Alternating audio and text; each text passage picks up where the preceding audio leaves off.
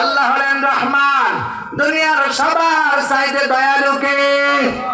আরো জোরে বলেন কে?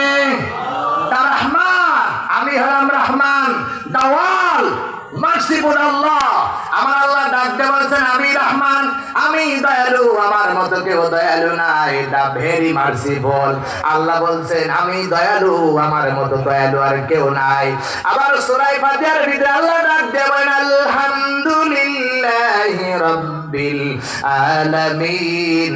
বিসমিল্লাহ দিয়া শুরু করছে, বিসমিল্লাহির রহমানির রহিম। ওই দ্য নেম অফ আল্লাহ।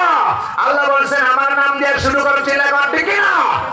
কোরআন শরীফ শুরু করবে আমার নাম দিয়া, যখন কোরআন তেলাওয়াত করবে আমার নাম দিয়ে শুরু করো। আল্লাহ বলছেন আলহামদুলিল্লাহি রাব্বিল আলামিন আর রহমানির রহিম। আল্লাহ বলছেন the all merciful, the very merciful.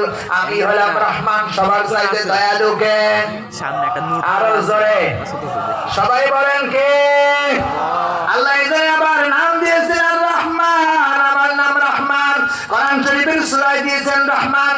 আবার বিশ্বনবী ডাক দিয়ে বললেন আল্লাহর কাছে দুটো নাম সবচাইতে প্রিয়, একটা হলেন আব্দুল্লাহ আর একটা হলেন আব্দুর রহমান। ঠিক কি না? আমার ভাইরা এখানে আল্লাহ বলেছেন আর রহমান, আমি কেমন দয়ালু। আমি আল্লাহ বলছি আর রহমান আল্লামাল কোরআন, আমি শিক্ষা দিয়েছি কোরআন শিলাকন। ঠিক না? কোরআন শিখিয়েছে কে? আরো জোরে। বিশ্বনবী যখন ধ্যানে মগ্ন, দুনিয়ার কেউ জানতেন না, কোরআন বুঝতেন না। হযরত জিবরাইলকে আল্লাহ পাঠিয়ে দিলেন, জিবরাইল যাও আমার নবীর দরবারে যাও, আমার নবীকে কোরআন শেখাও। হযরত জিবরাইল আসলেন, এসেই বললেন ইকরা, হে রাসূল আপনি পড়েন। আমার নবী ডাক দেখো, ইয়া আখি, হে ভাই জিবরাইল উনজুর, তুমি আমার দিকে তাকাও। আমি তো কোনো বিশ্ববিদ্যালয়ের ছাত্র না, আমি কোরআন জানি না, আমি পড়তে জানি না। আবার জিবরাইল বললেন ইকরা, রাসূল বললেন আমি জানি না, আবার বললেন ইকরা, আমি জানি না। আল্লাহ বলেন হে জিবরাইল, আমার পরিচয় আমার বন্ধুর নিকট তুলে ধরো।